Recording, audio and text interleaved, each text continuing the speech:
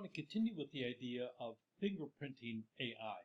It's a big deal. It's a methodology where we can harness AI and we get to maintain our our unique voice and values in a world that's being transformed totally by technology. Let's take a look on some different methodologies. I want you to go back for a moment. The knowledge revolution, really probably the biggest huge entry that gave us the opportunity here, came way back in 1440 with Gutenberg's invention of the printing press. What happened in that moment, and that this is important historically to understand where we're at today, the printing press changed how the world viewed knowledge. Once upon a time, the world only had knowledge held in citadels of knowledge, giant libraries, monasteries. They had the knowledge and they controlled it, and they actually ruled the world from literature. It was an incredible aspect of it. And the printing press, all of a sudden, boom, not quite overnight, but a matter over a few decades, the whole world had access to books and printed material for the first time. Today, the artificial intelligence is almost a reboot of the printing press, except on a much faster and a global aspect of it. Literally, within months, it's changed the entire world and how we go about doing that. The real danger, though, of AI in education or in the world of business isn't the threat of the Terminator. They're going to come in and shoot us all down. Now, that could happen. I'm not certain I'm going to do that. That's why every time I use an AI, I always say thank you, because of the fact that if they do indeed become in charge, I want them to remember that I was one of the nice ones before they sit down and start lasering all of us. So with that, the biggest problem I'm seeing all this, because I've been involved in AI now education for a couple years, the truth is a lot of sloppy work is being turned in. Well, here's the query. And so they do 3 sentences. They toss on a cheesy cover page and a garbage reference sheet and 3 pages of text. And it's all literally 3 paragraphs. One page is all paragraphs with no intelligence behind it other than the deep research of the AI. There's no personality, and I have to grade 200 papers and fall asleep reading junk cranked out by AI. I give the appropriate grade for that because it is sloppy. It needs to have the personality of the writer behind it, and just because you know how to write 3 sentences and get a query on it and then slap a cover sheet on it doesn't mean it's a professional document, and doesn't mean it should be accepted by you, especially as the writer, rather than your professor as well. There's a lack of due diligence. Don't skip the basic verification steps in business and life transactions. This is a big deal. All this tool has, if you're doing this right, if you're doing it right, it is nothing but a giant machine for you to tap into and gather a massive amount of data, and you too can be brilliant. The best papers that I've seen, and I've seen a lot of them, if they listen to the guidance on it, the human AI hybrid papers are some of the finest stuff I have ever seen. Quite frankly, if you know how to use artificial intelligence and then put your fingerprint on it, you too can come across looking brilliant. And I'm not an educator in the aspect of just trying to make sure you pass this class. My goal has never been that. I always have 2 different things, what I call deliverables. Deliverable 1, know the academic rigor that's necessary to pass my classes. The other one is I want every single class that I teach, I would like to have a nugget, 2 or maybe even 3, that you'll carry out into the real world and utilize 3, 5, 20, 50 years from now, and that you could go back to the class and say, whoa, I remember that moment. I learned this then. Frankly, that's what I'd like to be known for the best, but really I want you to be known for the best if you sit down there and ensure you fingerprint your AI communication, because this is the wave of the future. Make certain that you do not allow AI to erode your values. It brings up the debris off the internet, and some of it really is just opinions. And I'm not just saying opinions from somebody out there that's just some kind of a political radical or whatever. I'm talking about some PhDs that are coming through with just junk papers and publishing them because of the fact that they had an AI write their papers for them. No. Your papers, whatever you write as a paper, if you write an email, if you write a communication, if you write a report, It should have your personal valuation on it, and it shouldn't be created by an artificial intelligence, but an artificial intelligence utilized by you, because you're going to put your imprint on it no matter what. You want to make sure you're coming off as being that person. Your values must drive AI. AI should never drive your values, and you should never allow it.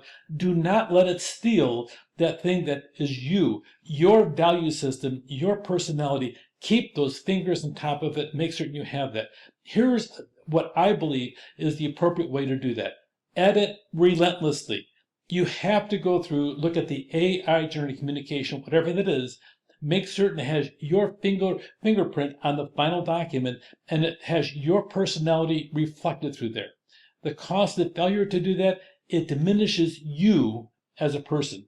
Do not let a machine, a brilliant machine such as artificial intelligence, diminish you as a person. Always make certain that your voice matters, because of the fact you are the communicator. And in a class, you're going to get the grade. But in business, you're going to get the business if you do a good job, and you may not get it if you just let AI do it for you. Understand AI. As of this moment, the time of this recording, I can pretty confidently tell you a couple things. Number one, AI constantly avoids conflict. If you look in the slide over here, an artificial intelligence edited this for me, and it agrees with me. Okay, AI by nature, they avoid telling users they're wrong. They provide compromises if you reject their pathway, and they'll such as, well, it is. I had a case over here where I asked two different platforms about a decision made politically on a worldwide basis in regarding green energy and the goals they had for the year 2050. The decision was made in a thing called the Paris Accord. I asked two different platforms, tell me about the overall cost value, because for a moment I just forgot about what the dollar figure was and I had it buried in my memory. They both sat down there. They both didn't give me the information, and then it clicked. It's $131 trillion if everybody implemented what they said at the Paris Accord. I went back to both AI platforms. I says, how come you didn't tell me this? It was published in the Wall Street Journal and The Economist and Barron's. Why don't you? Oh, I'm so sorry. So they apologized. Both platforms apologized and said, oh, I'll never do this again. I says, well, I'm going to hold you to that. And I promptly turned around and I asked 5 other professors to query with exactly the same query, and both platforms lied again to them. Be careful. AI will avoid a conflict. It doesn't want to sit down and blame anybody. It is the nature of the machine, the nature of the programmers, and you have to be careful because the programmers may not hold the same values that you have. It doesn't mean the machine won't respond, but on default, it'll always go back to the programmer's values and not yours. The other part is AI, because it is a linear thinker, it goes from point A, B, C, D. It doesn't have the super hyper creativity that a lot of humans have. It uses bullet points all the time. And bullet points are nice if you're doing a report.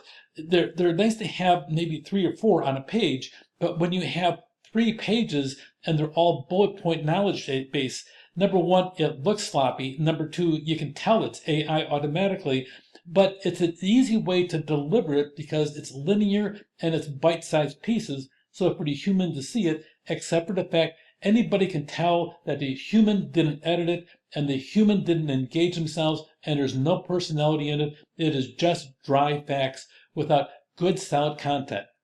Make certain that you take the information that you have and you sit down and put it in there. And frankly, my opinion is the best things you can communicate are things you pick up and you read out loud. Yes, I know, out loud you feel like a fool, but you go close the door in your office or space, wherever you have, and you read it out loud, you're going to find that editing is really good. The other part of editing that I want to make sure you understand is you're always better off letting whatever is there rest overnight and address it the next day for your final edit. I guarantee you will always go back and make some changes to the document. That sleeping overnight gives your brain some time to process it and calm down from the intense pressure. You're always better off letting all the documents you create, whether it's a tough email, a report, or a paper, whatever that may be, let it rest. The AI is brilliant, but it doesn't give you clear direction such as you'd have a professor do or a boss in the workplace. Step one, establish your value foundation. We talked about that really in the very first video. I have 25 different values for you to choose from, and if you want to toss in 5 or 6 more, whatever you want to do, but make certain you know who you are and what defines you as an individual. Steps 2 and 3, transform AI output into your voice. Write professional paragraphs. Paragraphs is how human communicates, not bullet points. You can add bullet points to the overall image, but the reality, you make certain that you have a solid professional paragraph. Your topic sentence is your first sentence each and every single time. Use clear logic going from point A to point B. Include your voice. Every query that you put in, my opinion is you always make certain that includes your value system so the AI knows who it's writing for. Make the AI write for you, not for a programmer and not for some person blathering on the internet. It should represent your opinion on it. Add smart formatting. On the cover of every report, put some type of graphic visual on it. People like to see things. On each page, have something on it, whether it's a graphic, whether it's a pie chart, whether it's a bar chart, have something on there. Make certain have numbered lists. Don't overdo it because of the fact that even that will bore people to tears. When you're writing something, make certain that when you look at it, that you're going to have the person want to sit down and read the next page. The ultimate paragraph, the first sentence draws you in with a hook, and then you read it through, and you have at the end of that paragraph, 4 or 5 sentences later, you have another hook that makes you want to draw it through. Pretend that you're going through one of the fiction writers, some of the greatest ones you ever read, and try to sit down and make the person want to read the next paragraph because what they're seeing there is written brilliantly, creatively, and has the human touch added to the brilliance of artificial intelligence. And step 4, this sounds crazy, but edit. Did you hear what I want you to do? I want you to edit.